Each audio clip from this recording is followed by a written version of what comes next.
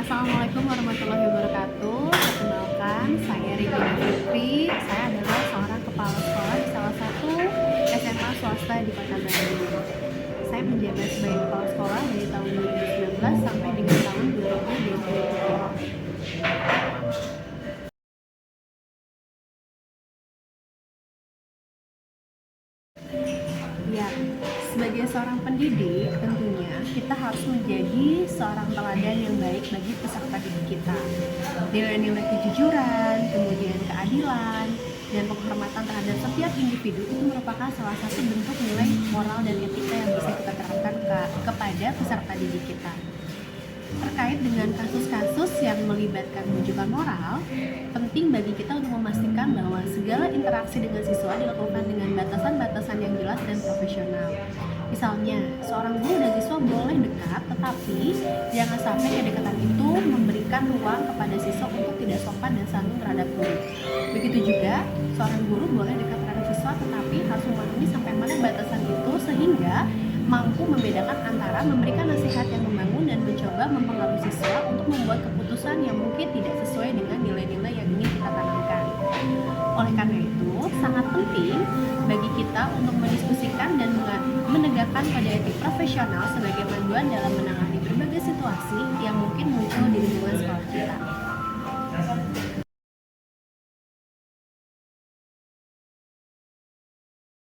Sebagai seorang pemimpin, tentunya pernah mengalami dilema dalam mengambil sebuah keputusan. Misalnya, dalam suatu kondisi, pimpinan dihadapkan pada sebuah keputusan yang harus memutuskan saat itu juga. Sebelum kita mengambil sebuah keputusan, penting bagi seorang pemimpin untuk mampu mengidentifikasi masalah terlebih dahulu. Saya pernah dihadapkan untuk pengambilan keputusan secepat mungkin.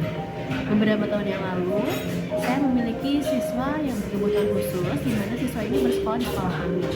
Tentunya tidak mudah menghadapi siswa seperti ini, karena sekolah tidak boleh menolak siswa yang inklusi atau siswa berkebutuhan khusus. Akan tetapi, siswa ini disarankan oleh beberapa rekan saya untuk tidak bersekolah di sekolah kami dengan alasan siswa ini tidak bisa mengikuti pembelajaran. Nah, hal ini tentu menjadi sebuah dilema bagi saya sebagai pembuat keputusan. Nah, sebelum saya mengambil keputusan, ada beberapa hal yang harus saya pertimbangkan. Di antaranya, saya harus betul-betul memastikan apakah siswa ini betul-betul tidak bisa mengikuti pembelajaran di sekolah kami, atau hanya guru saja yang tidak mampu memberikan pelayanan yang optimal kepada siswa tersebut.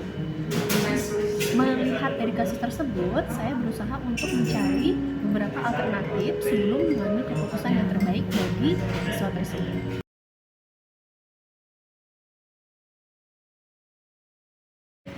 Sebagai seorang pemimpin, tentunya kita harus bersikap bijak sebelum kita mengambil sebuah keputusan. Alangkah baiknya kita dapat melihat tidak hanya dari pendapat saja, tetapi juga dari fakta dan data-data yang berada di lapangan. Hal-hal yang pernah saya lakukan dalam mengambil keputusan, yang pertama adalah saya mencoba untuk mendengarkan beberapa pendapat dari rekan kerja saya. Yang kedua adalah mencari tahu sendiri seperti apa fakta yang terjadi di lapangan. Yang ketiga, mencoba mendiskusikannya dengan beberapa ahli jika saya menemukan kesulitan dalam mengambil keputusan. Yang keempat, mencoba mendiskusikan dengan semua pihak-pihak yang terkait agar tercapai win-win solution. Dan yang kelima adalah melakukan evaluasi sebelum pada akhirnya keputusan final diambil.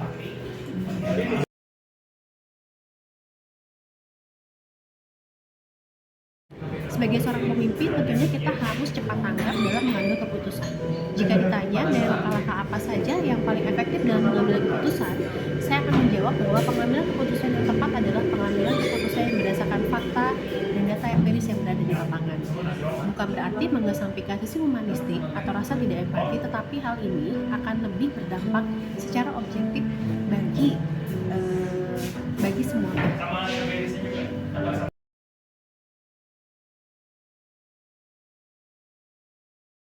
Sebagai seorang pemimpin, tentunya tidak sedikit mengalami tantangan dalam pengambilan keputusan atau sebuah kebijakan. Pro dan kontra seringkali ditemui oleh saya ketika pengambilan keputusan. Tapi hal ini bukanlah hal yang sulit untuk diatasi.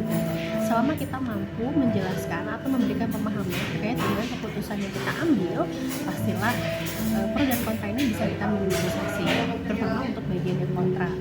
Perlu pemahaman dan pendekatan secara individual agar kita memahami terkait dengan tujuan apa yang ingin kita capai.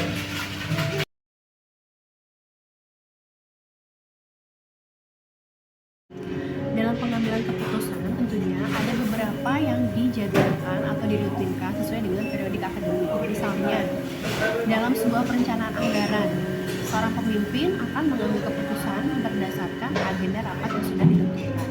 Atau dalam evaluasi kegiatan pembelajaran, bagaimana menentukan peserta didik yang tuntas dan tidak tuntas, tentu saja itu sudah dijadwalkan. Namun ada pula pengambilan keputusan yang bersifat spontan ketika pada saat pemimpin atau pimpinan menghadapi sebuah tantangan yang pada saat itu juga harus segera diambil keputusan.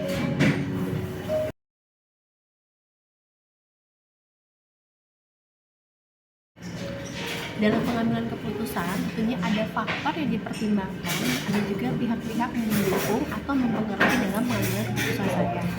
Biasanya, keputusan yang saya ambil itu berdasarkan data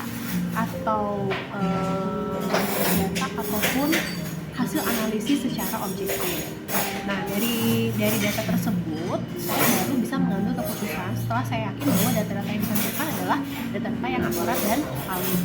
Nah, selain dari faktor tadi, pihak yang memiliki kepentingan dalam mengambil keputusan tentunya adalah atasan saya. Dalam hal ini tentunya pimpinan yang berada di atas saya itu adalah yayasan atau juga rekan-rekan kerja saya yang seringkali saya mintai nasihat dalam pengambilan keputusan saya.